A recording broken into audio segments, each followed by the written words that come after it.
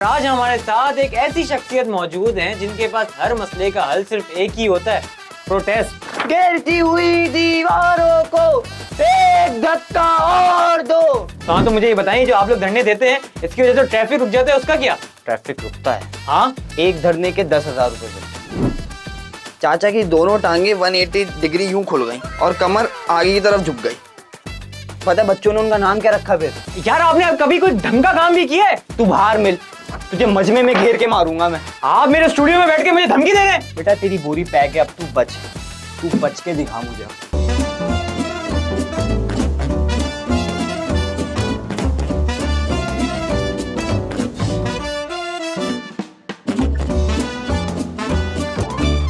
अस्सलाम वालेकुम, मैं हूं आपका मेजबान हसन यार खान और आज हमारे साथ एक ऐसी शख्सियत मौजूद हैं जिनके पास हर मसले का हल सिर्फ एक ही होता है, प्रोटेस्ट। बारिश हो रही है तो प्रोटेस्ट, बारिश नहीं हो रही तो प्रोटेस्ट, पानी आ रहा है तो प्रोटेस्ट, पानी नहीं आ रहा तो प्रोटेस्ट। तो आइए मिलते हैं हमारे आज के लूज गेस्ट से, जनाब मकसूद भूख हड़ताली। अस्सलाम वालेकुम। गिरती हुई दीवारों को एक धक्का और दो। गिरती हुई दीवारों को एक धक्का और दो।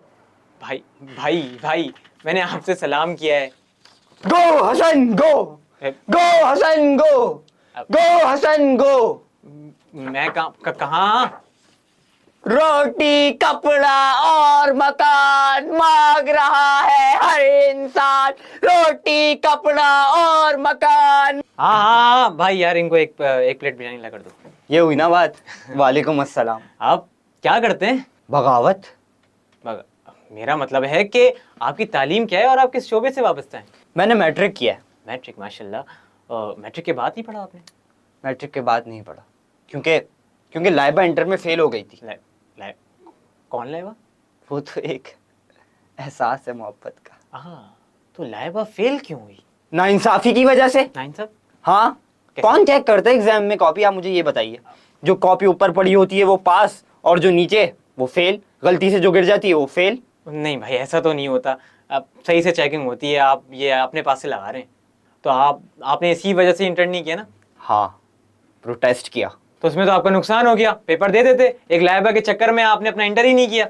हाँ, इंटर नहीं किया क्योंकि हर मसले का हल प्रोटेस्ट है। नहीं, हर मसले का हल प्रोटेस्ट नहीं, ये आपकी बेवकूफ़ी है। अबे साले, तू बाहर मिल। तू होस्ट होके अवाम को बोलने से रोकता है। जीना होगा मरना होगा, धरना होगा धरना होगा। जीना होगा मरना होगा, धरना होगा धरना होगा। हाँ मेरे भाई, मैंने आपको रोकने से मना नहीं किया। आप बोलो, हम सवाल कर रहे हैं, आप जवाब दो। आपको जो बोलना है बोलो, दिल से पूछो। तो हाँ, तो मुझे ये बताइए, जो आप लोग धरने देते हैं इसकी वजह से ट्रैफिक रुक जाता है, उसका क्या? ट्रैफिक रुकता है। हाँ, और जमीर जागता है और लोग परेशान होते हैं, तो उस वजह से तो हम प्रोटेस्ट करते हैं। अच्छा, मैंने आपसे शुरू में सवाल किया था कि आपका पेशा क्या है? यही पेशा है। ये एक धरने के 10,000 रुपए मिलते हैं, आराम से गुजारा हो। आप लोग धरने के पैसे लेते हैं? ये फ्री का नहीं है बेटा। आजकल फ्री में सिर्फ और सिर्फ मशवरा मिलता है, और मेरा मशवरा तुझे ये है, तू होस्टिंग छोड़ दे। क्यों छोड़ दूं होस्टिंग? और तुम ये बताओ, ये तुम्हें ये प्रोटेस्ट के पैसे कौन देता है? पता नहीं यार, व्हाट्सएप पर मैसेज आता है टाइम और लोकेशन का, मैं पहुंच जाता हूँ। हाँ, और फिर अगले दिन देखता हूँ तो अकाउंट में पैसे भी आ जाते हैं। फिर ये खिदमत या खल्क तो नहीं कहलाई? करप्शन है बेटा ये। तू बाहर मिल, तुझे मजमे में घेर के मारूंगा मैं। आप मेरे स्टूडियो में बैठ के मुझे धमकी दे रहे हैं? घर किस रास्ते से जाता है तू? क्यों? मिलेंगे ना। अब मुझे नहीं मिलना।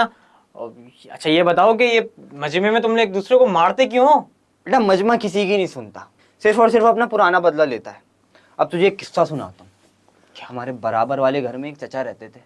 फिर बस चलते फिरते मुझसे बातें किया करते थे। एक दिन उन्होंने मुझसे पंगा लिया। कह रहे हैं बेटा, ये जो तुम काम कर रहे हो ना, ये काम सही नहीं है, कोई ढंग का काम करो। फिर क्या बोला आपने?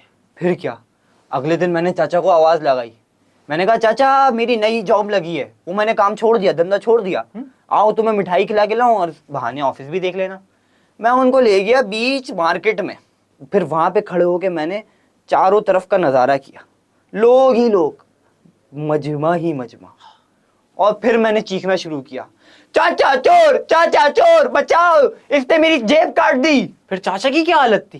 फिर क्या, फिर चाचा को लोगों ने जो घेरा है और जो मारा है उस्ताद, एक ने इधर से मुक्का, एक ने उधर से। एक बंदा भागता आया, कह रहा है भाई तुम्हारी जेब काटी, पीछे गली में मेरा मोबाइल चोरी हुआ है। मैंने बोला ये उसका बाप है जिसने तेरा मोबाइल चोरी किया, मार इसको। उसने भी मारा। फिर चाचा की क्या हालत थी? चाचा की क्या हालत होनी थी, चाचा की दोनों टांगे 180 डिग्री यूं खुल गई और कमर आगे की तरफ झुक गई। पता है बच्चों ने उनका नाम क्या रखा फिर? क्या? अंडरपास। खैर छोड़ो उन चाचा को, उनकी तो वैसे भी नमाज पढ़ गई। आप मुझे ये बताओ, ये जो आप प्रोटेस्ट करते हो इससे आज तक कौन सा मसला हल हुआ है? मेरी शादी का मसला। अबे भाई मैं तुम्हारी नहीं अवाम की बात कर रहा हूँ, और ये प्रोटेस्ट में तुम्हारी शादी कैसे हो गई? वो कानून नहीं बना 18 साल से कम उम्र बच्चों की शादी का, हाँ। तो उसके खिलाफ एक प्रोटेस्ट में मैं गया। अच्छा। हाँ, वहां पे मैं नारे मार रहा, जोर जोर से नारे।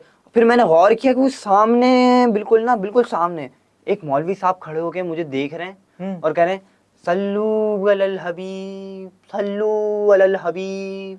हाँ, फिर मैं उनके पास गया। हाँ। मैंने पूछा भाई क्या हुआ, सल्लू अलल हबीब क्या हुआ?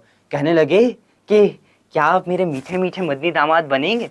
भाई अल्लाह जाने क्या हुआ, फिल बदी मेरे मुंह से निकल गया सल्लू अलल हबीब। ओ हो, जब से आप टन टनाटन। भाई बस टन टनाटन वो पक्के हो गए और अगले ही हफ्ते मेरा निकाह पढ़ा दिया। वो लाइबा थी, फिर उसका क्या हुआ? अबे वो अपने अब्बू की वजह से मुझसे नाराज हो गई थी। क्यों, क्या हुआ अब्बू को? यार वो नहीं थे वो अंडरपास वाले चाचा 180 डिग्री। हाँ वो हाँ। हाँ, वो लाइबा के अब्बा थे। यार आपने कभी कोई ढंग का काम भी किया है? क्या मतलब तुम्हारा? तुम भी लाइबा के बाप की तरह मेरे पेशे को हकीर समझ रहे हो? हाँ, क्योंकि ये है हकीर। रुक एक सेकंड रुक। हेलो अजमल। हाँ, ये अपने ये लूज गैस के स्टूडियो पहुंच, जल्दी फटाफट पहुंच। बंदे की बोरी पैक कर दिए, सारे ग्रुपों को ला, हथौड़ा ग्रुप सब। बेटा तेरी बोरी पैक है, अब तू बच के दिखा मुझे। अब ऐसे लोगों से बच कर रहे हैं। अबे तू बच साले। और बस एक ही नारे के नीचे इकट्ठे रहें, पाकिस्तान जिंदाबाद, cure Pakistan, live long Pakistan. तेरी बोरी पैक है साले। आ मज़ीद वीडियोस और पॉडकास्ट देखने के लिए हमारा YouTube चैनल सब्सक्राइब करें। Cure Pakistan, live long Pakistan.